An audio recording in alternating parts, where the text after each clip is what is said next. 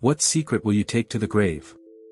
This could end up being quite long. When I was 18, I started dating a girl, who we'll call Jessie. I'd been wanting to ask out for years. We'd known each other since we were 11 or 12, and she was always carefree, beautiful, and generally great to be around. She set me up. She knew me when I was 15, and practically until I asked her out. When we started dating, we were inseparable. We'd spend all weekend smoking at my house because my dad worked abroad 90% of the time. We were together, watching movies, playing games, etc. When I was 19, we were still dating. I started working for my dad and got my own place. She moved in with me. Initially, I was going to move abroad and end things with her, but I convinced my dad to let me. I would stop working in the UK so I could stay with her. We stopped smoking weed, but we still go there frequently. She was perfect, relaxed, with a 10 in looks and in bed. Over the years, she lost her spark. She stopped being the carefree soul of our teenage years and became something less. She stopped wanting to just hang out and started getting irritated over minor issues. We were still happy. I was doing well at work and we moved into a nice apartment when we were 21. The magic was starting to wear off for me, and sometimes I wished we'd only had that year and that I'd moved out. She got pregnant. We found out we were having a girl. We bought everything we needed. And in her excitement, I started to see glimpses of the girl I fell in love with. My dad passed away, but she helped me through it. She held me when I cried and yelled at me when I didn't want to, getting out of bed and going to work. She went back to being carefree. She wanted to sit and just be with me again. When our baby was born, that lasted a month or two and then started to fade. Again, Jessie wasn't very involved. She loved our daughter, but most of the time I was the one changing diapers. I would wake up in the middle of the night to comfort her. Everything that comes with being a parent, the lack of sleep wore her down pretty quickly, and eventually, we hit a plateau again. I started wishing we'd only had 1 year together. Instead, I love my daughter with everything I am and would do anything for her, but her mother was no longer the girl I fell in love with when my daughter was 4 months old. Jessica was walking back from the store and was hit by a car. They put her in an ambulance and took her to the hospital. I went to that place after leaving my daughter with our neighbors after receiving a call informing me that she had been in an accident. When I got there, they told me they did everything they could, but she was dead when the ambulance arrived, and they couldn't revive her. What I felt then was the opposite of what I expected to feel when they told me she had died. I had to fight myself not to smile. It gave me a rush. I felt euphoric. I thought I wouldn't have to deal with breaking up with her and fighting to see my daughter. I wouldn't have to come home and see her sitting on the couch watching horrible TV shows, reminding me how great she used to be. They took me to the living room to see her body, and I just stood there. People cling to the faces of their loved ones and cry. They ask why. I looked at her lying there, still covered in red, and I didn't feel a thing. I forced myself to turn away because the nurses were staring at me, and I didn't want them to know how I really felt. Hours later, I went home. I picked up my daughter and sat on the couch, hugging her. I cried for her. I cried because she lost her mother, and one day I would have to tell her that her mother didn't survive in an accident, and I would have to make her believe that I cared. I told her I was sorry. I didn't know why when I said it, but then I realized I was telling her I was sorry because of the relief I felt when they told me she had finally died. I'm 25 now. My daughter is perfect, but I don't miss her mother. I'm happy. Now when I think about YCA, I think about the teenager I fell in love with. I block out everything that happened after the first year we were together. I'm happy not to have to share my daughter with Jessica. I'm happy to be able to raise her. I'm just okay with the fact that when I get home from work, I pick up my daughter from daycare. We take a nap on the couch. I bathe her, put her to bed, and sing to her. I'm happy it's just the two of us. I'm glad Jacek isn't here. My daughter will never know this. No one who knows me will. When I talk to my daughter about her mother, I talk about her as if she'd always been the outgoing girl I fell in love with. The way I felt when she died haunts me.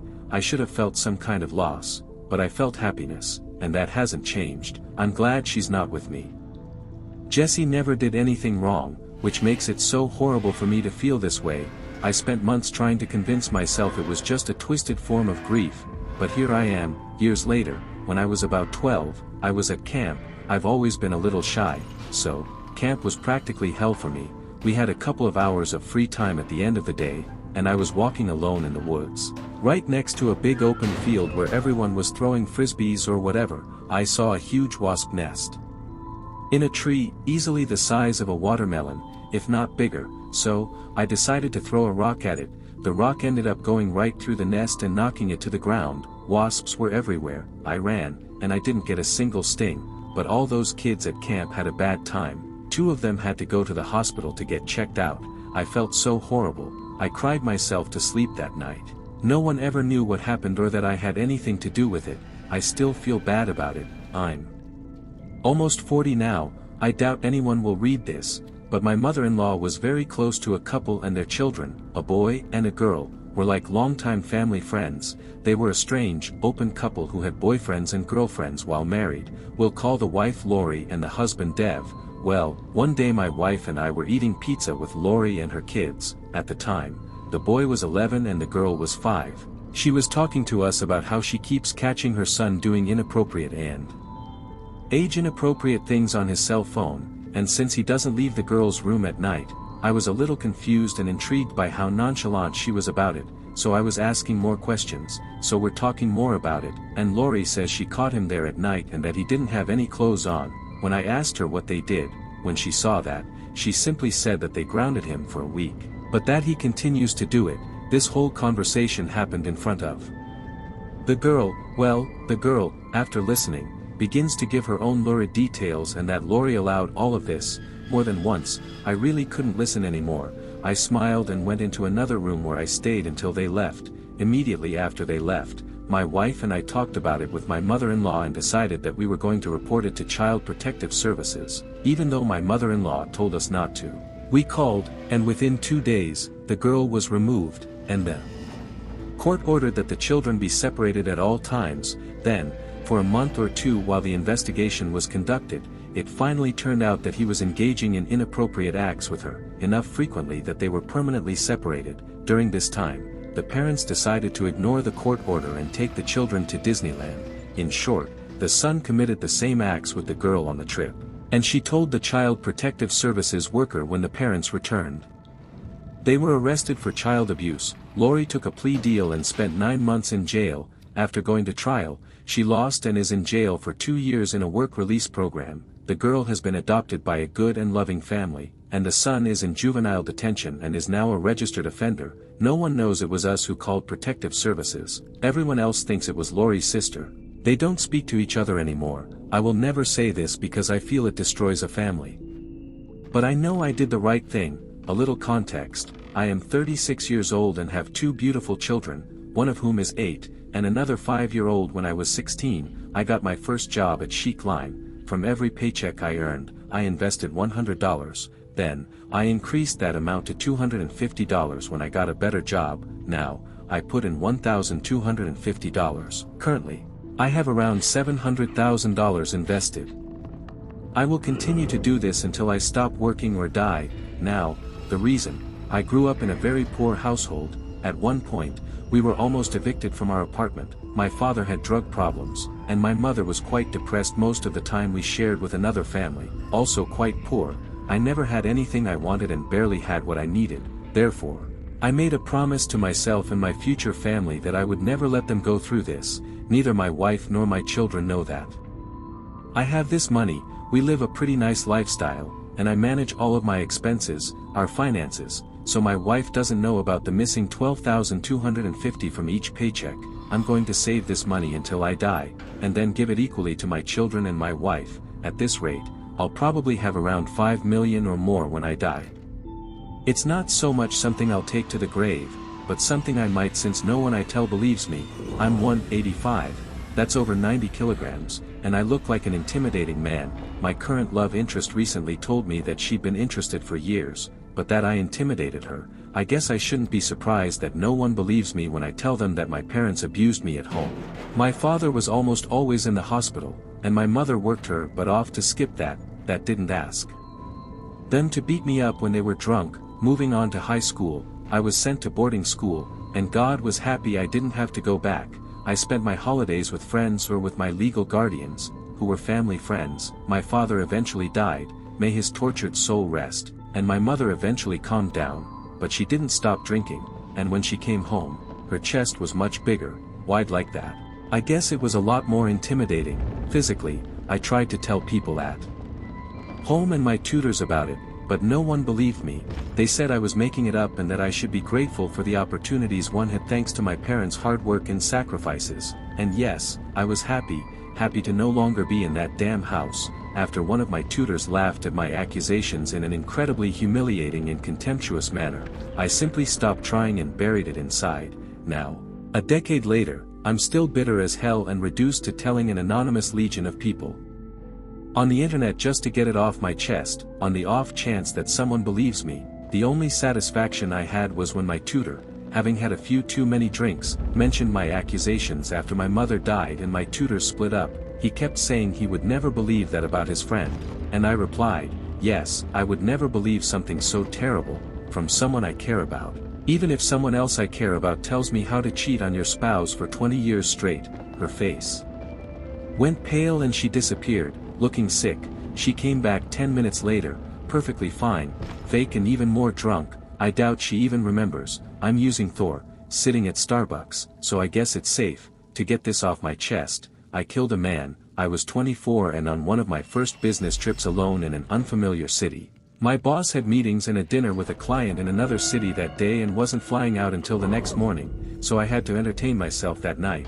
I didn't like the idea of staying alone in my room, so I found a bar near my hotel that seemed to have good food. I also thought I'd go, watch some Stanley Cup finals, have a beer or two, and have dinner. Everything went well, and I actually ended up talking to a pretty lively group. The bar, there were a lot of other people there alone and a good bartender who encouraged interaction. One guy in particular was super friendly, and we ended up getting along, exchanging rounds of beers and chatting until closing time. He was a similar age to me and worked in a similar field with plans to start business school the next fall. He arrived at 2, actually a few minutes early, if I recall correctly. It was closing time and we were being kicked out. He asked me where I was staying and told me he was on his way home, so we started walking in that direction together. I was pretty drunk at this point and having trouble walking upright. He was a little better, but we were both wobbly, and we ended up walking arm in arm to support each other on the way back to the hotel. We had to cross an overpass that spanned a freeway that ran through the city center, but it was dug below street level. Halfway there, he stopped and points to show me the new arena that had just opened in the distance, right next to the highway. Then he stood in front of me, grabbed my shoulder, and before I could realize what was happening, he pulled me towards him and put his lips on mine. I was in shock, and I pushed him, not wanting to be rude, but to stop him and be able to explain that I made a mistake and gave him the wrong idea. But in our state, I didn't realize how hard I pushed him or where we were. I pushed him really hard, so hard that he lost his balance and continued backward along the side of the railing. I was in shock, and I looked over the railing. He avoided the traffic as he fell, but he landed in a drain that separated the two directions. He was about 5 feet lower on the ground. I didn't know what to do or how to explain the situation, so I left. I thought he'd managed to get out and call for help, that someone would have seen him fall and called 911. I was devastated the next day, but I made it through the day, and when I didn't hear anything else about it, I assumed everything had somehow been resolved in 2 days. Then there was an article in the local newspaper. I found it online since I was already home by then about the discovery of her body a few days later. Reports came out that she had a blood alcohol level of over 0.15 and that it was assumed she had fallen while intoxicated. Nothing more ever came of it, and I've never shared this story with anyone, and it doesn't feel as good as I thought it would. Writing it here just brings the images back to my head, but that's good. That's my secret. I've been married to my wife for 9 years. She's my best friend, and I love her very much. She's also asexual. She doesn't necessarily enjoy an intimate moment, but occasionally she agrees for a few minutes to get it over with, as she always says in a sarcastic, joking tone. But I know she means it. She barely touches me, in any way other than a hug or a cuddle. If I bring it up and try to talk about it, she gets to the I get instantly defensive and it turns into an argument. The argument will last a few hours until I give in again, and she says I'll try to be better. This leads to a week or two of doing something in bed 2 or 3 times a week, and then we eventually get back to normal. Over the past 7 years, I've cheated on her. It's hard to find women who are willing to sleep with a married man in secret, but something. I'm attractive, but quite shy, and definitely not the most charismatic of men. So I turn to the cracks list when it gets too much, when months go by and I haven't had An intimate encounter that doesn't practically involve begging for a minute of physical contact. I turn to girls to do the work, I feel disgusted afterward, but during those 10 to 15 minute encounters, someone pays attention to my needs and actually satisfies me. I just want someone to show me some attention, as that's seriously lacking. I met a guy in college who quickly became my best friend. We lived together for 3 years while finishing our degrees, and I got to know him very well. He was a very intelligent guy, but sometimes he let women take advantage of him. For example, he was engaged to a girlfriend who had cheated on him when he was 20. Once they broke up, he quickly started dating other women whom he was getting ready to marry. He had a very romanticized idea of his parents, who, I hate to say, were somewhat losers because they married young, and he wanted to be like them. During his time in college, we also became friends with a new, young professor who had just started working. My roommate liked this guy so much that he helped him get into a university the professor had attended, giving him a full scholarship to graduate school, with an assistantship included, and everything. They even went so far as to find money for him in the apartment just to bring it in, creating a position where there wasn't one before, and then one day he tells me he's not going to go. That he's just going to ask his new 19-year-old girlfriend to marry him and that he's going to work somewhere and start a family. His plan was to turn down the offer, and then once it was final, tell the professor who had helped him so much. So I said no. At that point, I was struggling to get into a program of my own and was being rejected everywhere.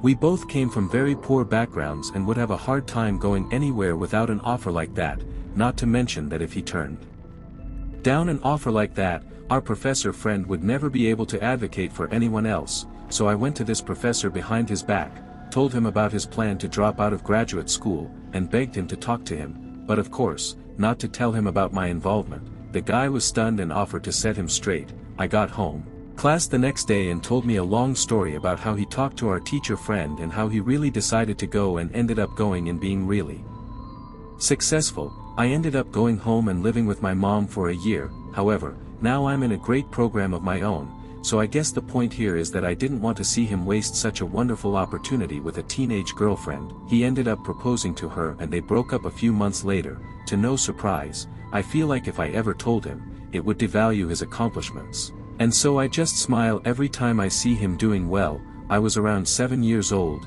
in 4th or 5th grade, and after school, I would walk home from school with a couple of friends, but they always had to walk in the opposite direction. Once we got to the main street, following this street toward my house, I was very exposed, which was how my mom wanted me to be for my own protection, and I had to walk about 20 minutes along this road until you reached the middle school, because my neighborhood had both in the same building. Like it was a good idea or something. My family lived on a side street behind them.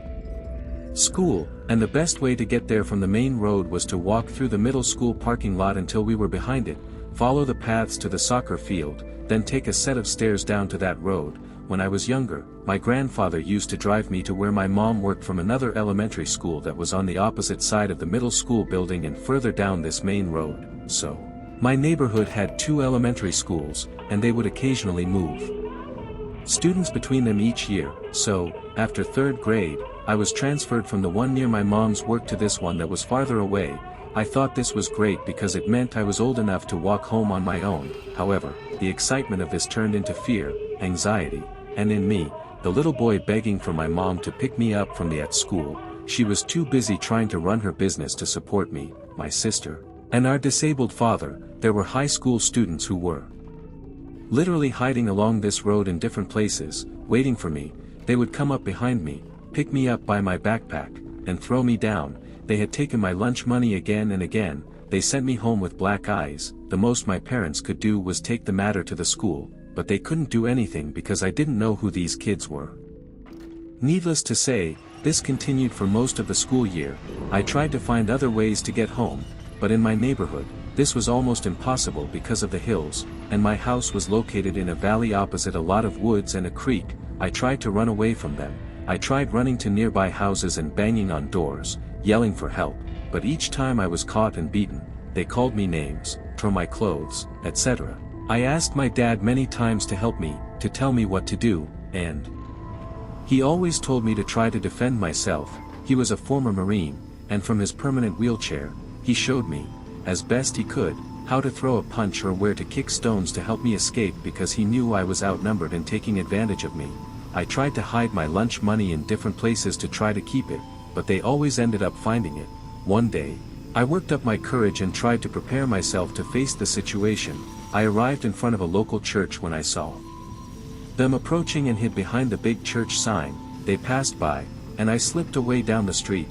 I thought I had eluded them and made it to the hardware store, but there were two of them waiting for me. As if anticipating what I would do, they pushed me against the wall and they stayed there waiting for the others to return. At that moment, I was right in front of the local police station. I remember screaming in my head, "Why me? Why isn't anyone helping me?" There are a lot of cars passing by on this road all day long. It's a busy street, no one's going to do anything. One of the boys started hitting me, punching me so hard in the stomach that I ran out of breath. His friends were laughing at me, encouraging him to do more. That was the moment I let my fear turn into adrenaline and I got up, pushing the boy with all my strength. The boy flew out into the street. Just as a public transport bus was passing by and couldn't stop in time, I saw the boy thrown several meters by the collision. All of that boy's so-called friends didn't even run to help him. They all ran away. I saw the bus driver and some people nearby run to help this boy. No one noticed me, not at all, so I sneaked home. I hid in my room in a state of shock for what I had done, waiting for the police to come and take me away, crying, but they never came, and I didn't tell anyone what had happened. The next day, none of those kids were waiting for me, and they never bothered me again. I heard about the incident on the local news, and everyone seemed to think the boy had run in front of the bus. I learned from the news that he was definitely a high school student. I heard at school from our teacher that he was in the hospital with serious injuries, but alive. I really thought he had taken that boy's life. A year later, when I got to high school, I ran into one of those kids in the hallway, and he apologized for bothering me back then. I asked him what had happened to that boy, and he told me he couldn't come back to school for some reason and that his family had almost moved. I felt relieved about that because I thought that one day this boy would want revenge. Years passed and high school graduation arrived, and one of the things our school did was prepare a big presentation that went over many events from our childhood and our growth into adulthood. This included neighborhood events, football games, whatever, that everyone knew about. Then I saw the news article about that boy, and then a follow-up to what really happened. The boy never recovered and died in the hospital. The city used this incident to raise awareness among families and encourage their children to use crosswalks and look both ways before crossing the street. We weren't even at the speech part of the ceremony, and I was already crying so hard and feeling so much guilt and sadness for what I had done. And all those kids, I think there were 5 of them, none of them told the truth, probably because they helped start that terrible situation that led to a boy losing his life. I'm 27 years old, I'm now seeing a therapist for a different, more recent trauma. I've recovered from a severe concussion I suffered about a year ago, and there's a lot going on in my life right now. Since that injury, I've lost many memories from my life, especially from my childhood, but I haven't forgotten this. I think I've kept it hidden all these years, and now it's surfaced. I haven't even talked about this with my therapist yet, so I hope the internet feels special. I was touched by all the stories I read today and they reminded me of this terrible secret of mine.